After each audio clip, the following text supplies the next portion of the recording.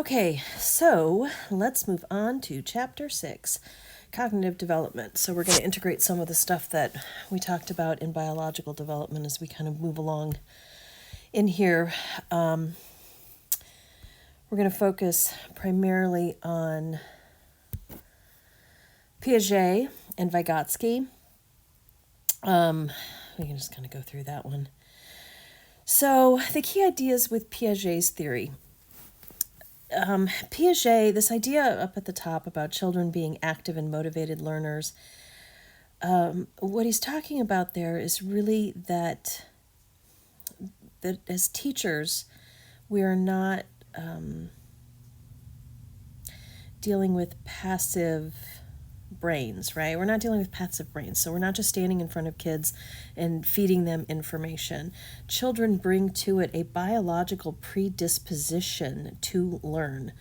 That's what he's talking about when he says they naturally organize what they experience. The brain organizes things into schemas, if you want to call them that, or into categories.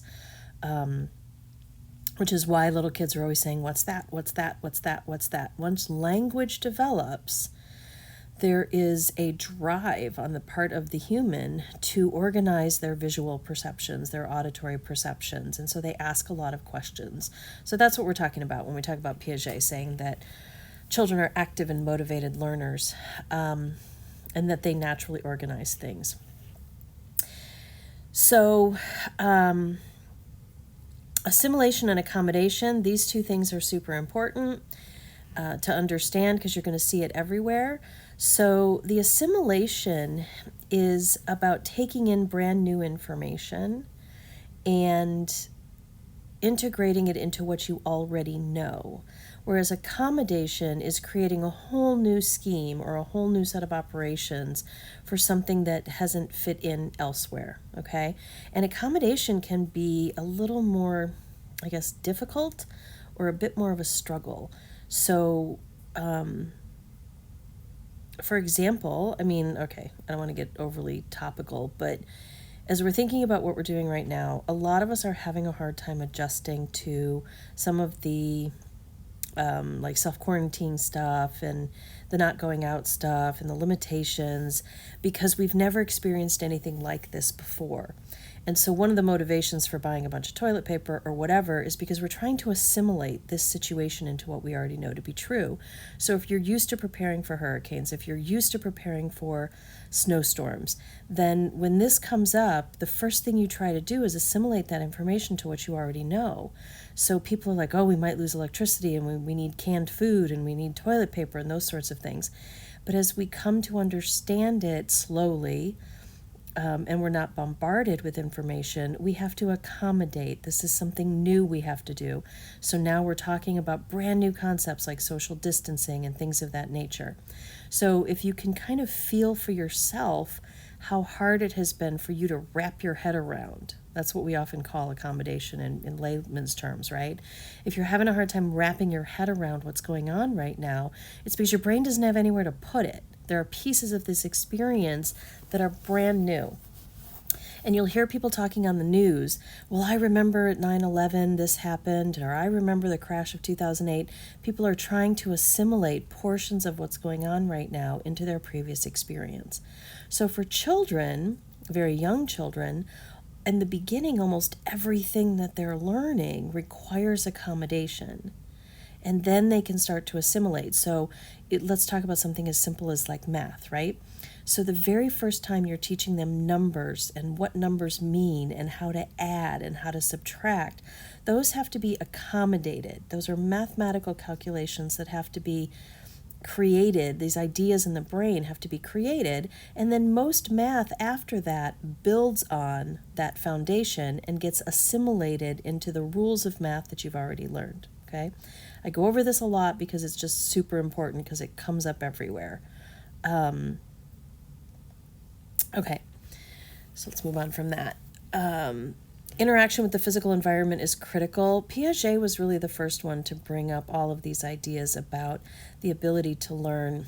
I don't know if he necessarily said it exactly like this, but the idea of being able to touch things and work with things and, learning numbers through using blocks and things of that nature. The importance of interacting with others and having relationships.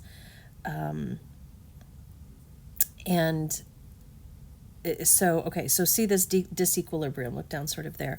Disequilibrium results from mismatch between schemes and information. So what happens is when you're trying to assimilate something, again, let's use what we're going through right now. Let's talk about what we're doing right now with these online classes, right? So you are at least used to being in an online environment. Your generation is used to being online. So really, there's not a lot of disequilibrium that comes from what you're accustomed to and what you're doing now. Now, you may not have ever taken a full online class before, which is going to cause you some disequilibrium. And what we usually say is that there needs to be a settling in process, right? So we're settling into this new way of doing things, and we go from a state of disequilibrium to a state of equilibrium. And so we're reorganizing the way we're thinking about things. We're reorganizing our priorities, we're reorganizing everything right now. So we go from a state of disequilibrium, and human beings do not like to be in a state of disequilibrium. It makes us very uncomfortable. If you want to try and change somebody's mind, create conflict in their mind between two sets of beliefs that they have, and they will either have to discount one set in order to gravitate towards what they used to think, or they will change their mind in order to accommodate the new information. And then this idea of children thinking qualitatively differently at different age levels, we're talking about levels of abstraction here, right? It's not just about learning data, it's about the depth with which they can understand it, the abstraction with which they can understand it. I personally deal with this all the time as a therapist, because I may have a kid whose parents got divorced at, say, 4 years old. That's a different developmental phase, but now they're 9 or they're 12, and they're either in latency or they're in puberty and adolescence, and they have to sort of rework their understanding of the complex nature of their relationships with their parents, of their feelings about the divorce, about the reasons that led to the divorce, that kind of thing. So at every level, at every developmental phase, you're looking at a much more complex and therefore qualitatively different way of thinking about the world.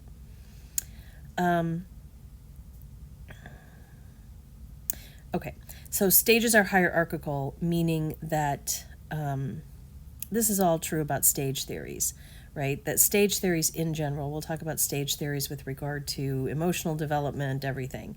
So stage theories are hierarchical, meaning that there are certain fundamental tasks you have to accomplish before you can move on to the next stage. So even if you are chronologically getting older, if you are not if you're not moving through, if you don't have the biological capability to move through, you're going to get stuck at a phase. If you don't get the foundations of math, if you don't get the foundations of reading, if you don't get the foundations of language, you're not necessarily going to be able to move on to the next stage. So that makes it hierarchical. And then stages are universal, meaning that everybody goes through them in the same order, and relatively speaking, at the same time. That's where we integrate our brain development, by the way. Okay, so just like with biological development, when you are in this early infancy, birth through age 2, you'll notice this, by the way, when we talk about all your stage theories. Birth through age 2 is infancy to toddlerhood, and then we go into toddlerhood. And those are not just the big changes biologically, but because they're the big changes biologically, you're going to see physical development with the starting of walking and the ability to toilet train. Cognitively, you're going to see a change from birth to toddlerhood with regard to goal-directed behaviors, object permanence, these kinds of things.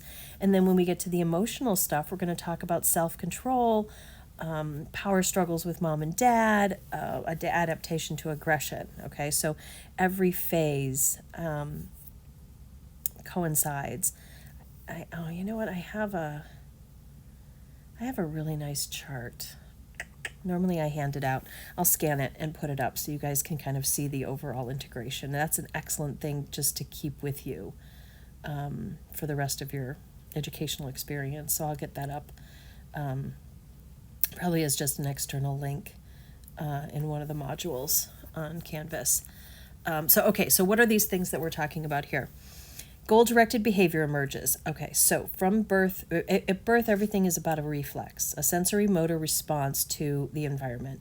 So they don't intentionally grab your hair at first, but infants will have a reflex where they grip down on things. And so you get, they accidentally get your earrings, they accidentally get your hair, they accidentally get your shirt collar, whatever it is, or they might try to suck on your elbow or whatever it might be. And eventually, though, pretty early on, that it does become, grabbing your hair does become a thing they do on purpose. Or they grab your nose, or they grab their nose, and you start to play those kinds of games. That's any goal-directed behavior that starts that early is really just, I want to reach out to intentionally touch this object. Touching that object is my goal. Okay, so goal-directed behavior can be super complex, or it can be super simple, depending on the age we're talking about. So in this case, we're talking about the very, very precursors to having a goal. And the precursor to having that goal is literally using the hand as a tool to reach out and grab something. Object permanence emerges in this phase. So that is the idea that when something is gone from your sight, it continues to exist. The way you're going to see this at first is that, and this is a classic experiment where they put a toy under a blanket. And if the child sees you put the toy under the blanket, they will then move the blanket, a goal-directed behavior, to uncover the toy, which they know continues to exist, even though they can't see it under the blanket. This is going to come in as important in emotional development when we get to that chapter, because once a child realizes that their parent continues to exist, when they leave the room, they will crawl after that parent. And this is where parents get really frustrated because their kids won't let them be alone in the bathroom, or they are constantly crying for them because they know that they continue to exist, quite frankly, as they get, kind of through this sensory motor stage. And then symbolic thought. Symbolic thought, meaning that you are, okay, so symbolic thought can only occur with the development of language. Language, numbers, and letters are symbols to mean something else. And so obviously ball, right, would be, the BALL is a symbol for an object called a ball. That is what we're talking about when we talk about symbolic thought. And eventually they have to figure out what something even more abstract might be, like happy, sad. Emotions are hard because they're not something you can see. So we usually use facial expressions to teach those things to very young children, but that's what we mean when we say symbolic thought, okay? The preoperational stage, you start to get mental manipulation, so operations. So you're talking preschool and kindergarten. So you're starting to talk about putting letters together and things of that nature. However, from age 2 to age 6 or 7 is such a huge time. You really start to learn all kinds of interesting things with regard to operations. Like, what I always say in kindergarten is, 1 + 1 can only and ever equal 2. It no longer equals unicorns and rainbows. You start to get limited. The world has limitations. Things are always one way, or things are always another way. Rules start to develop. Counting in order is an operation. The world is still egocentrism. If I'm happy, you're happy. If I'm sad, you're sad. If I'm angry, you're angry. That is sort of a hallmark of this age. It gets worked out closer to age 3, I would say, 3 or 4. That starts to die off. And by 5 or 6, kids are pretty clear that people experience things differently than they do.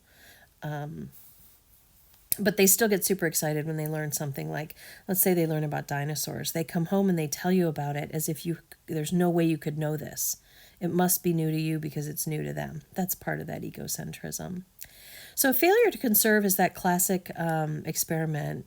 I'm sure they have it in your book, where if you take a tall, skinny glass and a short, fat glass, even when you show a child that if you pour the liquid from the short, fat glass into the tall, skinny glass, and you ask them which glass had more, they will say the tall, skinny one because it is taller, right? Or maybe another example would be which is more money, 1/4 or 4 pennies. They're going to say 4 pennies because there's more. Okay, so there isn't a conservation of value. That's a little bit more abstract.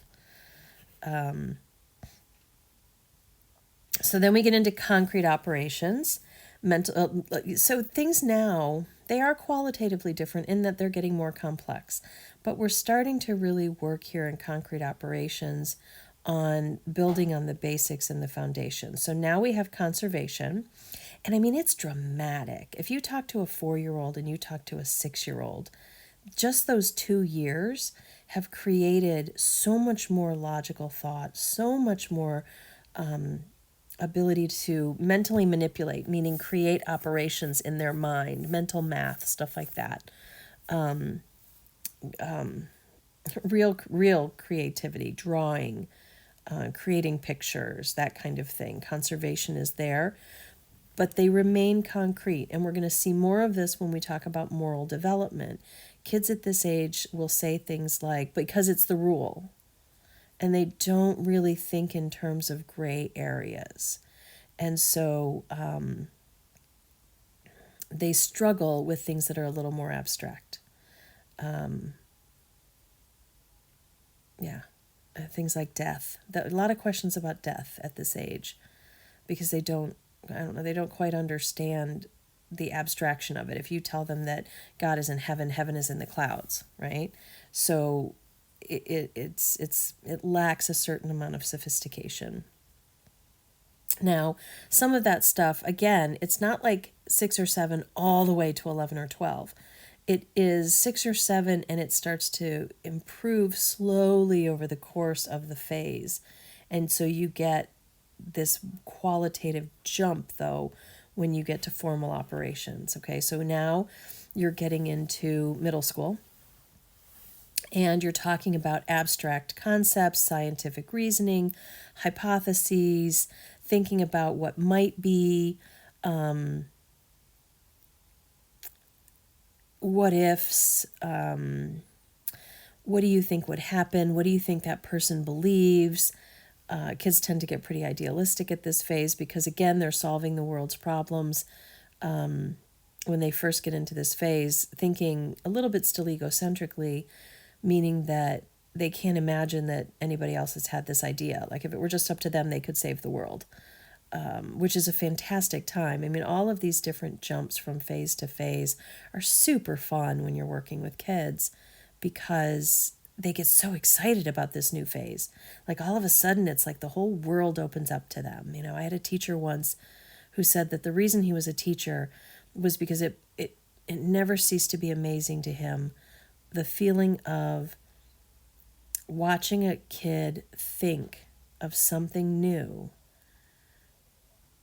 And the only reason they couldn't have thought about it before is because they hadn't been exposed to it, right? So when you open up a world like that to a child, being with those kids at that time is super fulfilling. It's so fun to watch it happen.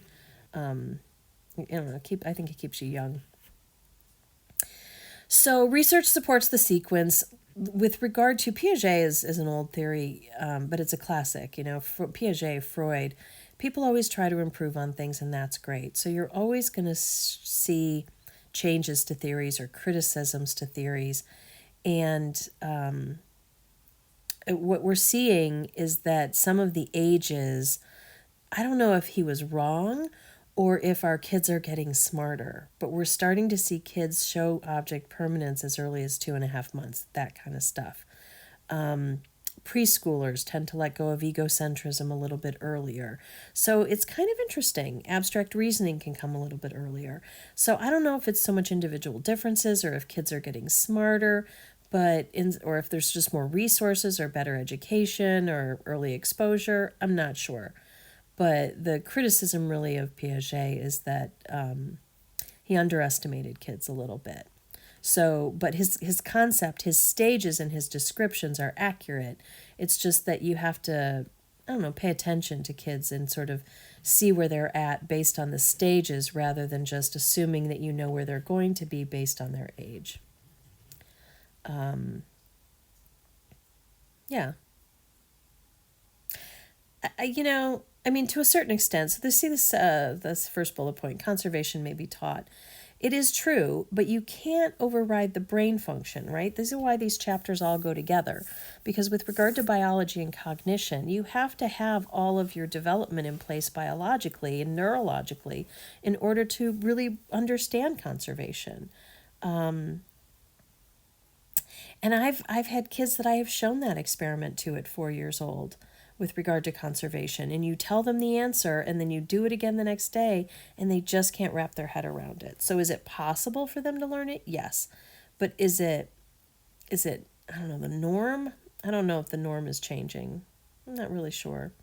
Prior knowledge affecting formal operations. This is very true though. The more complex our thought process, the more your exposure to resources, like your cultural exposure, your global exposure, and I think that the internet and the access to the internet at young ages is in fact changing that formal operational stage, where I think you guys move into it faster and sooner because you're so connected to the outside world in a way that previous generations were not. So culture and experience does have an impact on how you move into it and how concrete you stay. There are some people who say that not everybody really reaches a full formal operations period. Some people stay really concrete. So I don't know, but I find him helpful. Okay, information processing, which we don't go into too deeply here, is sort of an outgrowth of what they call the Neo-Piagetian theories, are just sort of people who have updated his theory. And so you're talking about all of the things. I hope we'll get to it. If not, I'll find a way to get to it. Like social learning, the vicarious learning, the ability to learn just by watching, getting new knowledge through unintentional and intentional learning, meaning that just you experience things by watching other people go through it. Information processing really focuses more on things like working memory, executive function. This is where our understanding of ADHD comes from. And let's see, children acquire cognitive structures that affect thinking, content domain, Yeah, this is where your integration is between your biology. When you start talking about memory processes and conceptual structures and schemes and getting into those things, it really integrates more of the biological into it so that you can understand how the brain is processing information, which helps us to better understand things like learning disabilities and things and ADHD and that kind of stuff. Say changes in the brain. All right. So what does this mean to us? It means it's important to provide opportunities for children to play and experiment, right? Get all the senses involved. Understand and help children work through reasoning, problem solving, instead of just rote memorization of the right answers. There it is. Keep Piaget's stages in mind, but don't take them literally. What we mean here is keep them in mind, but don't limit children based on your assumptions about which phase they're in because of their age.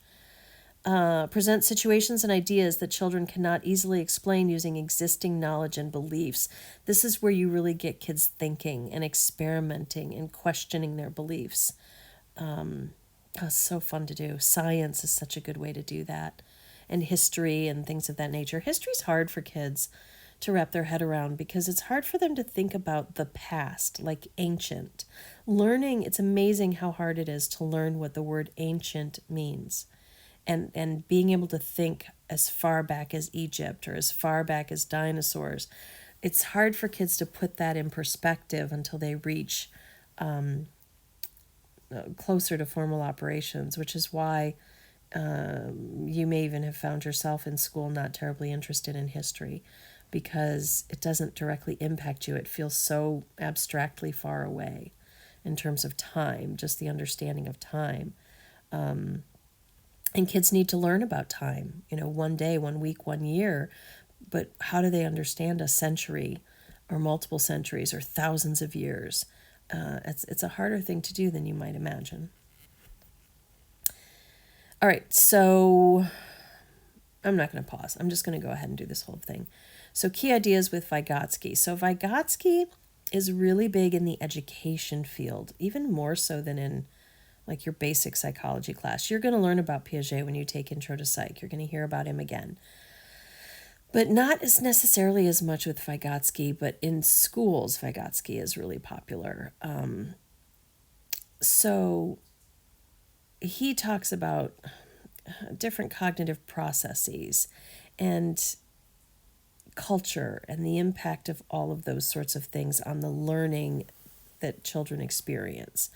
So he talks about lower versus higher functions. You can expand on that. I'm not going to do that now. You can, they expand on it quite nicely in the book. And so this piece for him that was sort of new was also this cultural piece. Every culture passes along physical and cognitive tools.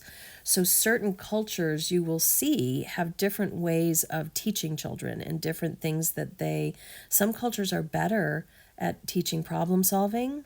We're pretty good at that in the United States. Some more traditional cultures are much more into rote learning and not so much around problem solving and experimenting. So, yeah. And then also kids' natural talents, this idea of appropriation versus mediation. Kids will also, kids are natural learners. That's kind of what you need to know.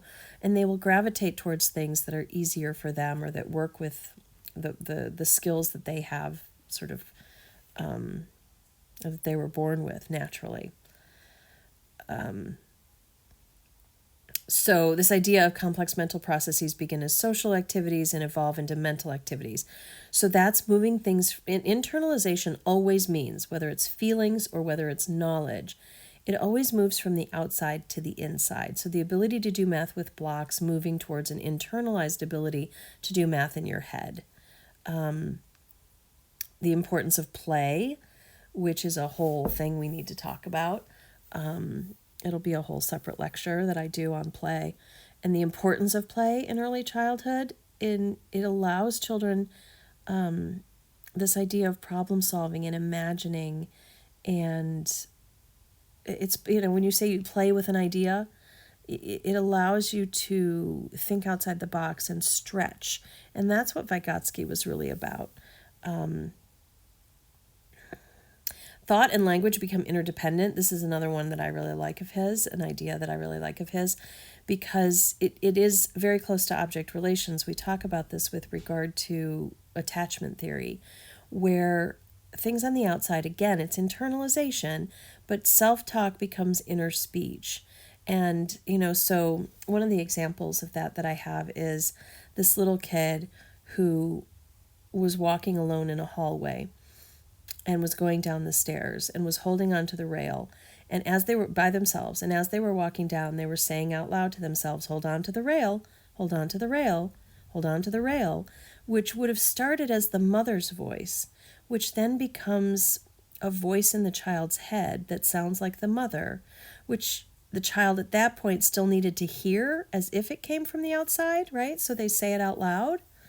And then it can become just an internal voice and a rule that they follow, okay? So that's sort of this idea of thought and language becoming interdependent. And then his most famous is the zone of proximal development. And that is, I think, the art to teaching, is presenting new information to children that is just beyond their current knowledge base, such that they can start off by being able to do the activity or think about the activity with assistance but it's not so hard that it causes too much frustration, but it's not so easy that they can do it by themselves. That zone of proximal development is that part that pushes them forward with the help of the teacher, and then they become independent at it, and then you push them a little bit farther.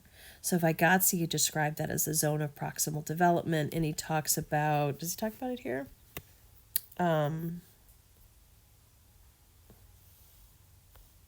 No. Scaffolding. There it is, that second bullet point. That's what I was looking for. So mediating the learning experience is where you introduce the concept of support. And so you you scaffold the child, right? Think of what a scaffolding is, right? You see them on the side of buildings when they're building something. They kind of give a platform. And so what you're doing is you're creating just enough support under the child to help them think through the problem. So instead of going up to a child and saying, and giving, no, that's wrong, here's the right answer, which a lot of parents do.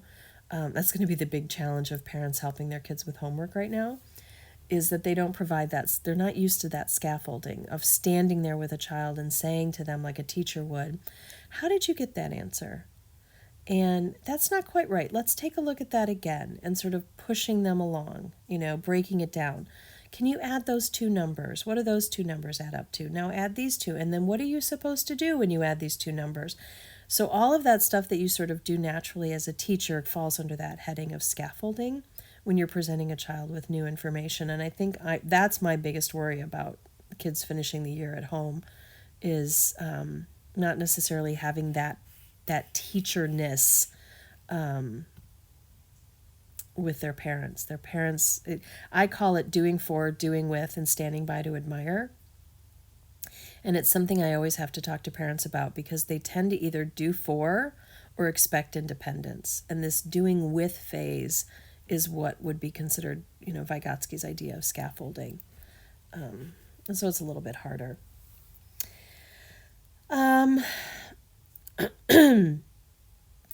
Cognitive apprenticeship, guided participation, these are all just relationships. And you kind of read about those in your textbook. They're relationships between the adults or the mentor or the older mentor, right? Because kids who teach also learn a lot more than kids who are just passive learners. So this idea of learning to think the way another person thinks, or being guided by those thoughts, and teachers become very important role models in this way. And and there is a desire to teach on the part of older children, right? So if you've ever seen, I don't know, some older kids really are drawn to little kids, and they want to show them mostly the way that their parents have shown them, right? It's an object representation thing. It's not just cognitive. There's an emotional relationship component to that, and an identification with the adult that allows them to become like the adult by being the bigger person in the room and being the teacher and not just the student. And that interaction helps both of those children learn. Okay, so applying ideas here.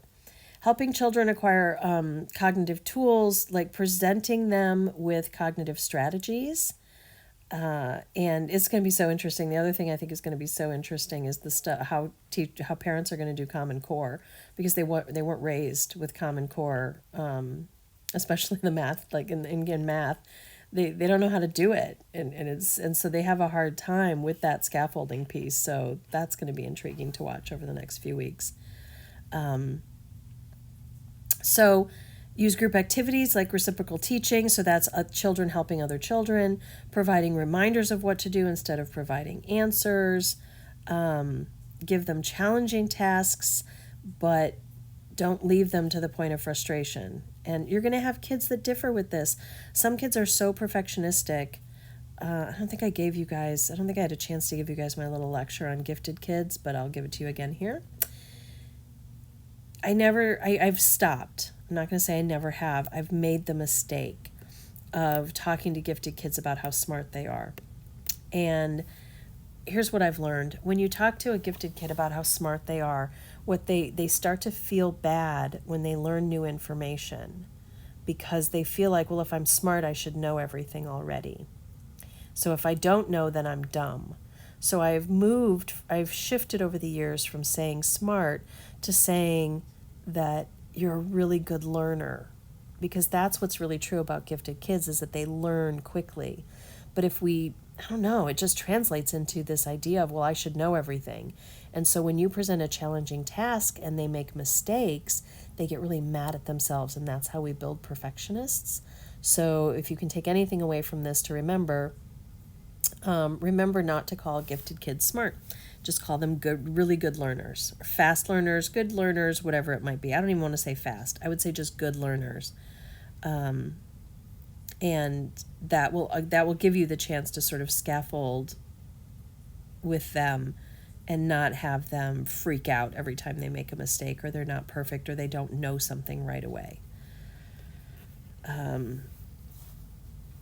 Assessing children's abilities under a variety of work conditions. So that's just different types of testing. And authentic opportunities is sort of that letting their natural instincts guide them. Everything is a teachable moment, right? Everything's a teachable moment. And the importance of play and exploration and groups and imaginary play and role taking and all of those different things help children move through the Piaget stages. Vygotsky didn't say anything terribly different. He just expanded and kind of took a deeper look at the types of things. So being able to offer an enriched environment full of resources to play with and to take apart and understand for each of the different concepts is just kind of super helpful. So this is another really good chart for comparing the two, and I think it's kind of self-explanatory. Just sort of puts them up against each other with the ideas of different challenges and social interaction and stuff of that nature. So the take-home message is children are active learners, right? That they're engaged in their environment, they're not passive, and that they shouldn't be passive. And if you add Vygotsky in there, it is necessary for them to move around and learn things in different mediums and with different presentations. And I think we do a decent job of that in school systems that have resources to do that, right?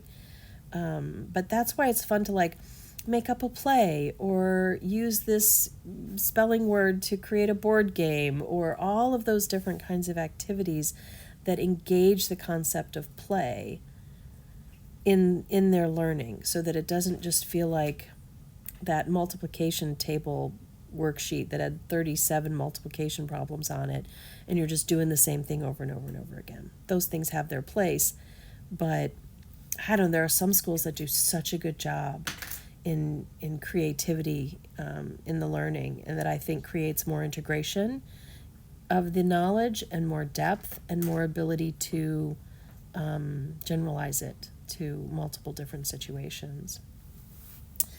Okay, so I feel like I got through that one pretty quickly.